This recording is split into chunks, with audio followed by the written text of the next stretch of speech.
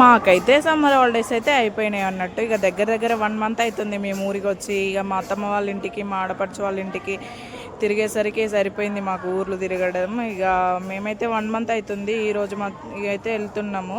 చాలా ఎగ్జైటింగ్గా ఉంది. ఎందుకంటే మా ఆడపడుచు వాళ్ళ పిల్లలు కూడా వస్తున్నారు. ఇక మా ఆంట్స్తో ఇబ్బంది లేదు. ఎందుకంటే ఊర్లో ఉండి ఉండి ఇక రూమ్కి పోయేసరికి మస్తు ఇబ్బంది పెడతాడు. ఇక ఈసారి అయితే మా ఆడపడుచు పిల్లలు వస్తున్నారు కాబట్టి కొంచెం అయితే కూల్ అవుతాడు. కొంచెం అంత ఇబ్బంది ఏమి ఉండదు అన్నట్టు.